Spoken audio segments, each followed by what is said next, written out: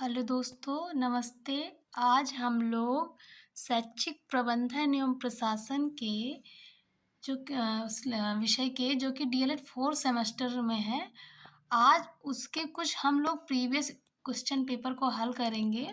आइए दोस्तों, प्रबंधन प्रक्रिया के अंग कौन-कौन से हैं? ये सन 2016 में पूछा गया है। दोस्तों, प्रबंधन प्रक्रिया के अंग हैं नियोजन, संगठन, प्रशासन, निर्देशन, नियंत्रण। कौन-कौन से दोस्तों? नियोजन, संगठन, प्रशासन, निर्देशन, नियंत्रण। नियोजन, संगठन, प्रशासन, निर्देशन और नियंत्रण। आगे बस बढ़ते हैं दोस्तों। सन 2017 में पूछा गया क्वेश्चन, प्रबंधन से आपका क्या आशय है? किसी कार्य को संबंधित व्यक्तियों के द्वारा पारस्परिक सहयोग से कुशलतापूर्वक संपन्न कराने की प्रक्रिया ही प्रबंधन है। फिर से, किसी कार्य को संबंधित व्यक्तियों के द्वारा पारस्परिक सहयोग से कुशलतापूर्वक संपन्न कराने की प्रक्रिया ही प्रबंधन है।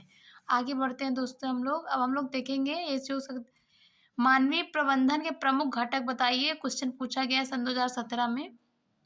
प्रधानाध्यापक, अध्यापक, छात्र, समुदाय। समुदाय में ग्राम शिक्षा समिति, शिक्षक, अभिभावक संघ और छात्र शिक्षक संघ। आगे बढ़ते हैं दोस्तों। ये संस्थागत नियोजन को परिभाषित कीजिए। सन 2019 में क्वेश्चन पूछा गया है एमवी बुच के अनुसार। एक शैक्षिक संस्था अपनी आवश्यकताओं की पूर्ति के लिए भविष्य में प्राप्त होने वाले साधनों के आधार पर सुधार एवं विकास के दृष्टिकोण से बनाई गई योजना उस संस्था की संस्थागत योजना है। दोस्तों, मैंने एक परिभाषा और लिखी है, आप लोग को जो इजी लगे वो लर्न कर लीजिएगा। प्रोफेसर एस के दुबे के अनुसार संस्थागत योजना निर्माण राष्ट्र विकास में मील का पत्थर है तथा राष्ट्र की प्रगति का भविष्यगत घोतक है। आगे बढ़ते हैं दोस्तों। सन 2017 में पूछा गया है क्वेश्चन, प्रभावी शिक्षक के गुण बताइए। प्रभावी शिक्षक के गुण बताइए। एक सफल अध्यापक छात्र प्रेमी होता है तथा वे विद्यार्थियों के विकास में रुचि लेकर उनकी कठिनाइयों को हल करने में तत्पर रहता है।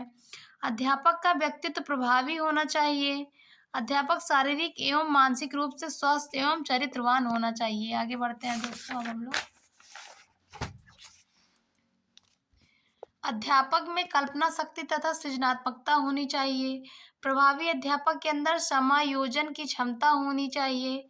अध्यापक को सत्यवादी तथा ईमानदार होना चाहिए। अध्यापक में सहनशीलता एवं सामवेगिक स्थिरता होनी चाहिए। अध्यापक अध्ययनशील होना चाहिए। अध्यापक का समाज के प्रति स्वस्थ दृष्टिकोण होना चाहिए।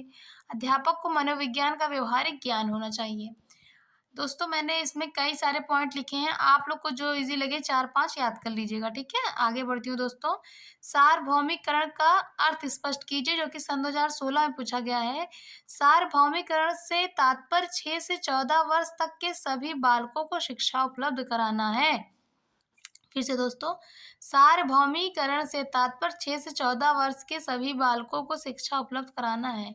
अब हम लोग देखेंगे दोस्तों बीआरसी तथा एनपीआरसी में क्या अंतर है। ये क्वेश्चन सन 2016 में पूछा गया है दोस्तों। बीआरसी ब्लॉक स्तर पर एवं एनपीआरसी न्याय पंचायत स्तर पर शैक्षिक गतिविधियां करते हैं। आगे बढ़ते हैं दोस्तों। लर्निंग कॉर्नर से आप क्या समझते हैं? ये क्वेश्चन बहुत बार पूछा गया है दोस्तों। देखिए सन 2016 में, 17 में, सन 2020 में। लर्निंग कॉर्नर का शाब्दिक अर्थ है सीखने का कोना। कॉर्नर मतलब कोना, जिससे जिससे यह स्पष्ट होता है कि विद्यालय का स्थान विशेष जो सीखने में सहायता प्रदान करता है लर्निंग कॉर्नर कहलाता है। एक बार फिर से दोस्तों, लर्निंग कॉर्नर का शाब्दिक अर्थ है सीखने का कोना, जिससे यह स्पष्ट होता है कि विद्यालय का वह